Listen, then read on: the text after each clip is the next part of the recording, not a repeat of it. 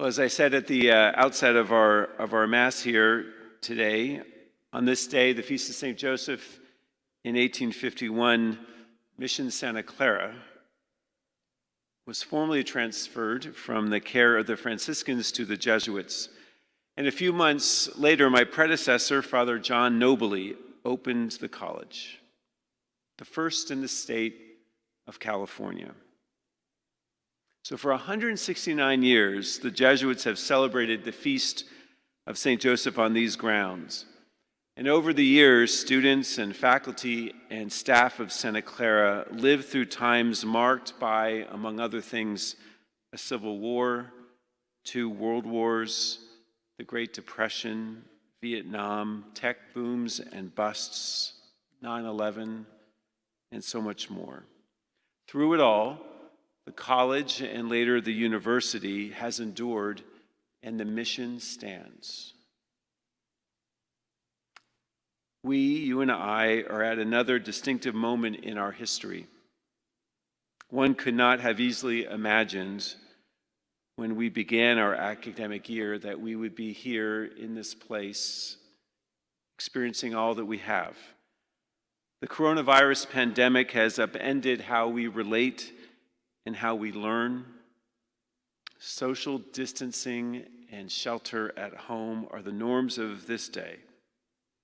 Like other universities and high schools, we have transitioned to remote and virtual learning. We do this to stem the tide of the virus and to contribute to the public health of the communities in which we live. But these days have been hard for us, for you and your families. They've been hard and they've been sometimes lonely, with a daily flood of information and with so much disruption in our personal and in our professional lives. In this weird and almost surreal time, we are anxious, scared, confused, frustrated, even angry. Our graduating students grieve a particular kind of loss.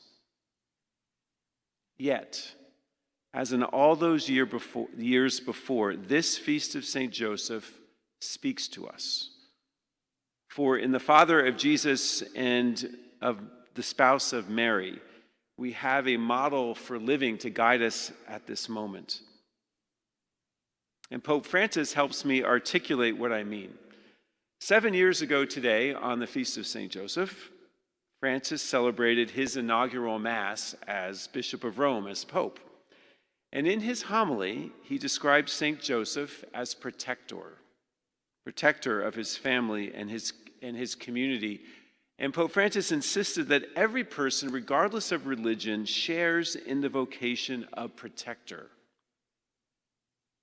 These are Pope Francis's words back then. It means respecting each of God's creatures and respecting the environment in which we live. It means protecting people, showing them loving concern for each and every person, especially children, the elderly, those in need, who are often the last we think about.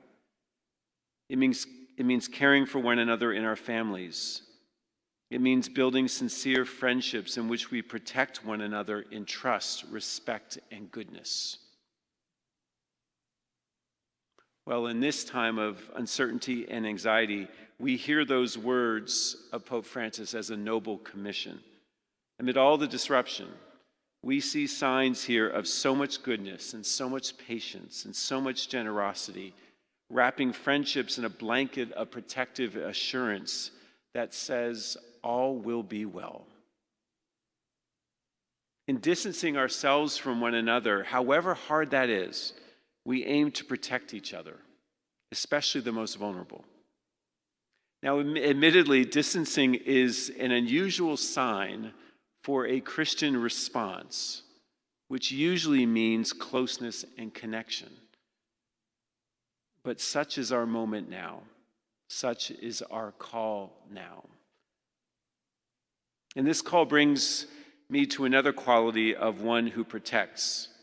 Again, in the words of Pope Francis, Joseph is a protector because he is able to hear God's voice and be guided by his will. And for this reason, he is all the more sensitive to the persons entrusted to his safekeeping. He can look at things realistically. He is in touch with his surroundings. He can make truly wise decisions.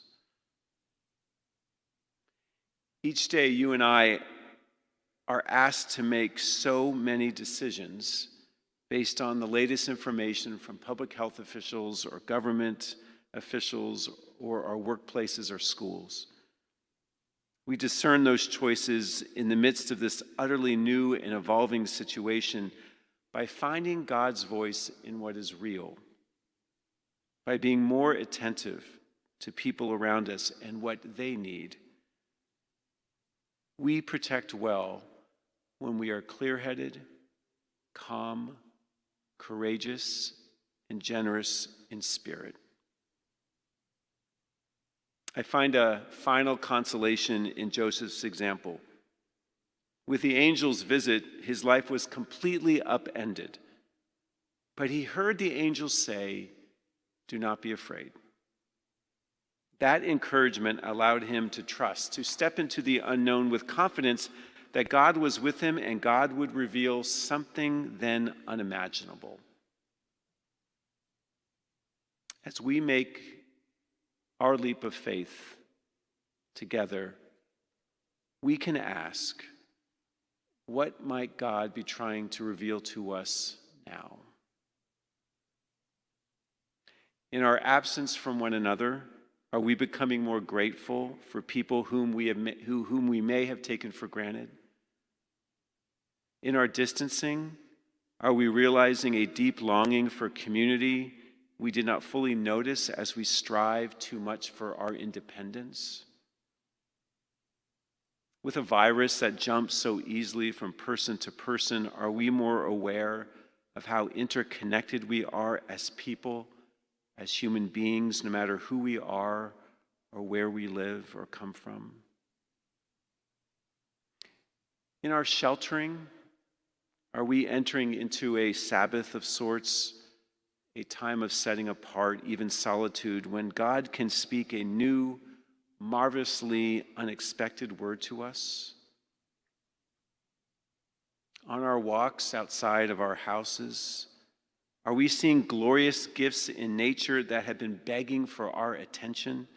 Are we learning to respect nature more as a gift we cannot always control?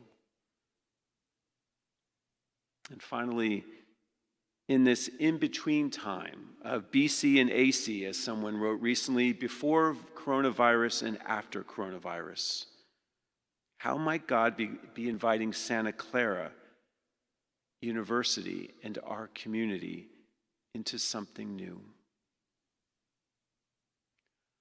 I don't know the answers, but with you I am living these and other questions. I don't know the answers, but I do know that we will get through this. And I know that we don't have to be afraid because we have one another. And because we have been at this great enterprise of learning and service for 169 years. In this we find our strength. And as for Joseph, in God we place our hope, a hope that will not disappoint.